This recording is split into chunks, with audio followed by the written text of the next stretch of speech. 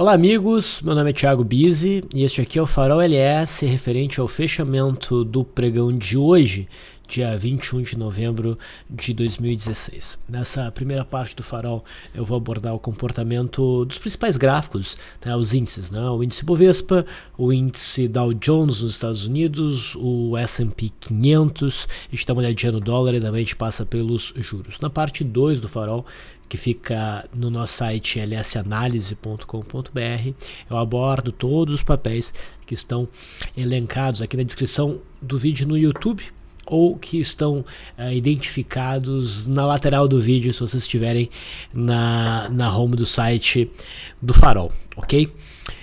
Em relação ao Farol da sexta-feira, eu mencionei aqui dos resultados da LS Análise, disse para o pessoal que mandasse um e-mail para mim se quisesse conseguir as planilhas, um e-book explicando a nossa metodologia. Eu recebi vários e-mails, eu ainda não respondi, pessoal. A gente está fazendo aí uns retoques no e-book para enviar para vocês.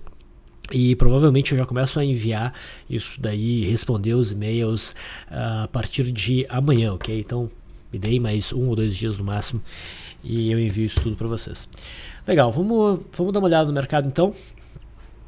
Hoje nós tivemos um dia de alta no índice Bovespa, uma alta razoavelmente intensa, 1,85% de alta, e no final das contas o mercado está fazendo bem aquilo que eu colocava como meu melhor chute, né, sobre como o índice se comportaria.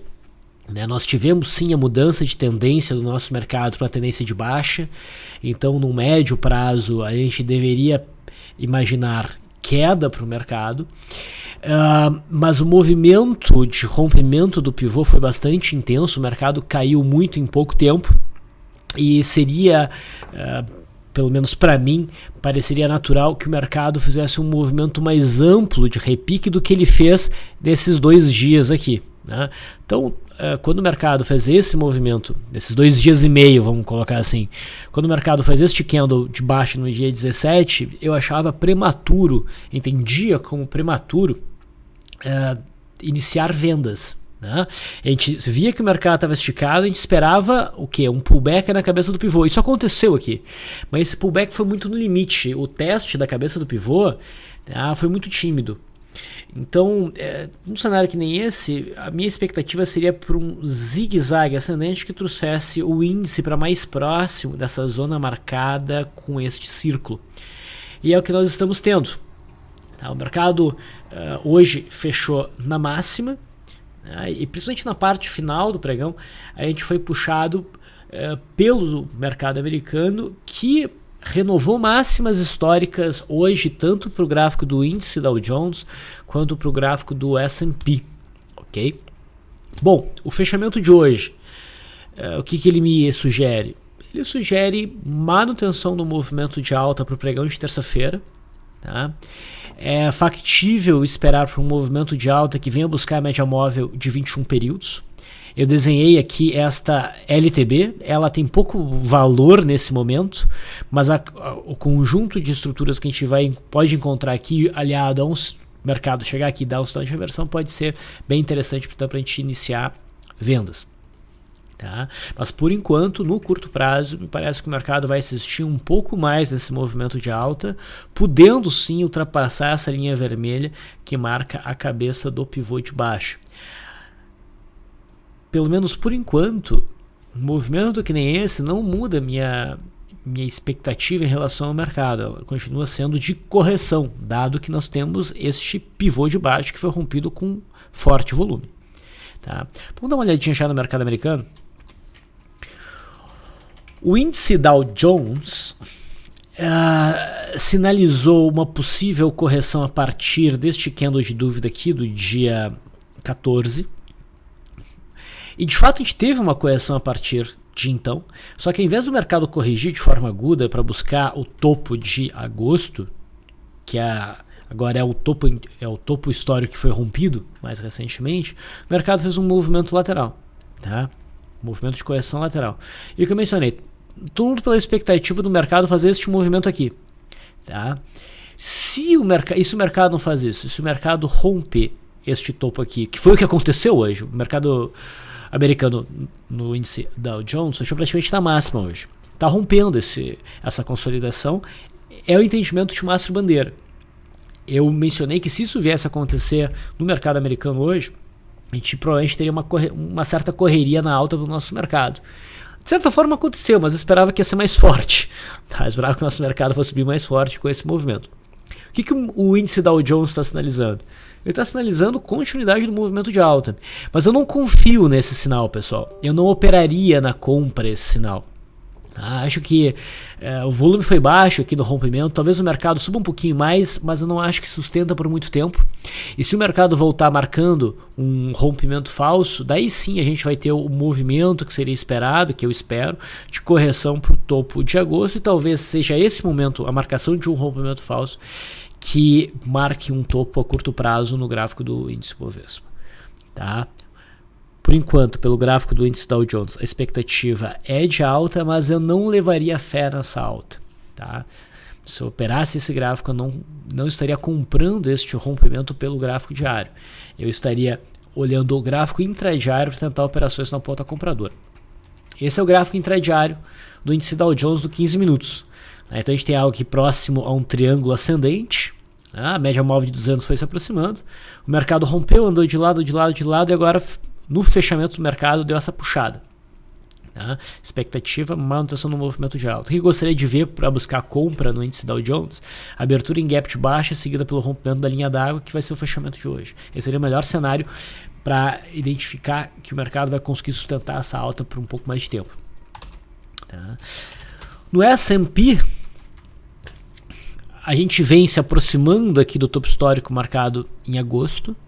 E hoje não só a gente testou, tocou essa zona mais uma vez, como a gente rompeu essa zona. A gente tem o maior fechamento da história aqui esse aqui é o gráfico futuro, né?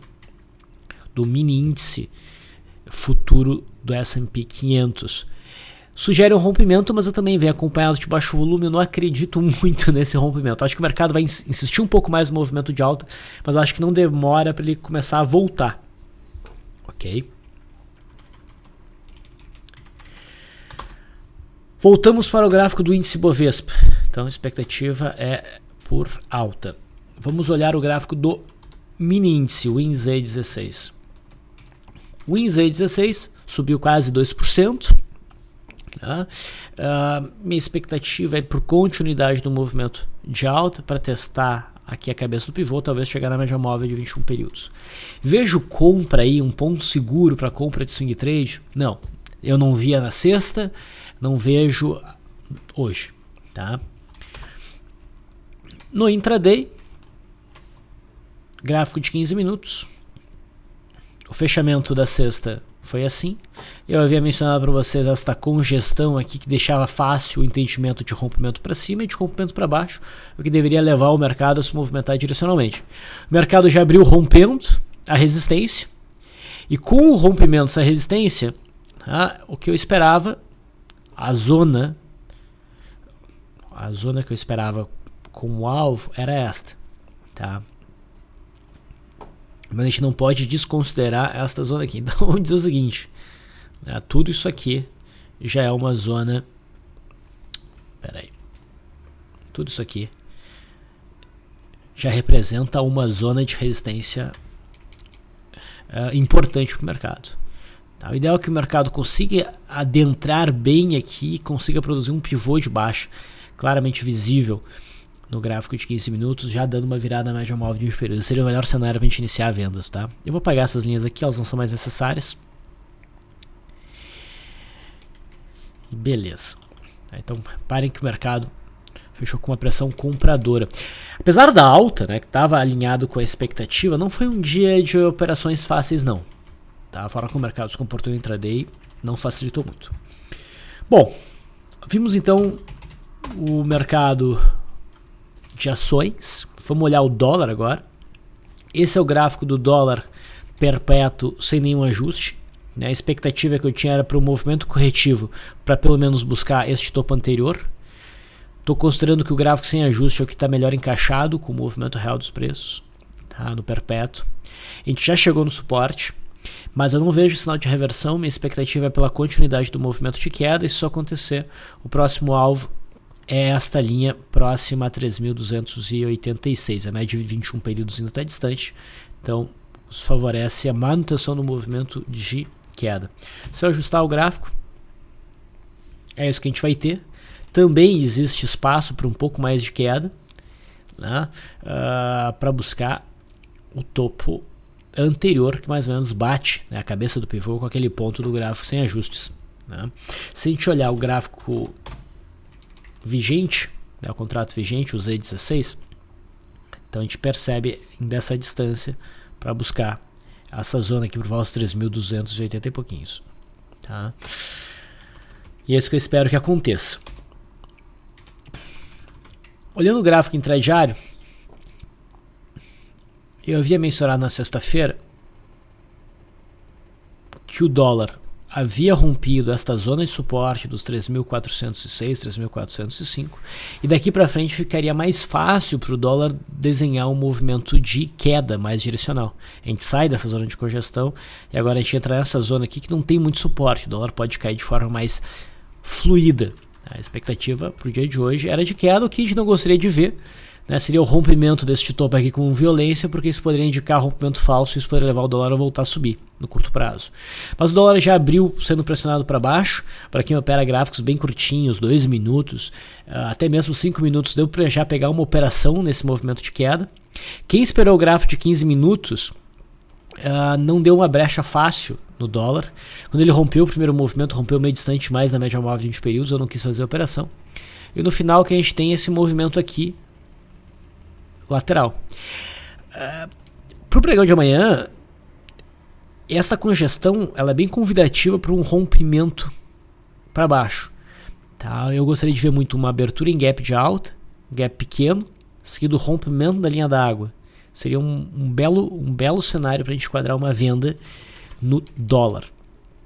Tá? Minha expectativa é que ele siga em queda. Ok? Na minha opinião, um movimento de alta seria difícil no dólar, teria dificuldade de fluir bem. Então a expectativa é de queda. Olhando os contratos de juros, a gente teve uma queda bem significativa no contrato da I1F19, vindo buscar a cabeça aqui do pivô, que é o topo anterior. Alvo, zona de alvo atingida, e agora o mercado vem buscar essa zona. Batendo aqui, provavelmente vai ter um sinal de reversão operável. Tá? Provavelmente, tem que avaliar quando esse acontecer. O DI1F25, que é um contrato um pouco mais longo, também foi bem pressionado para baixo, tá? E tem espaço ainda para cair, para buscar a cabeça do pivô por volta ali dos 11.700, 11.680. Tá? A expectativa então é por manutenção do movimento de queda. Com isso eu encerro estes papéis que eu falo nessa primeira parte do farol.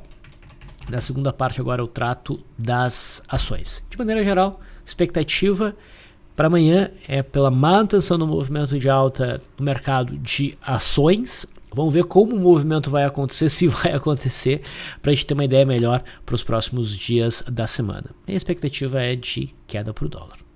É isso, pessoal. Eu fico por aqui. Bom descanso e até terça-feira.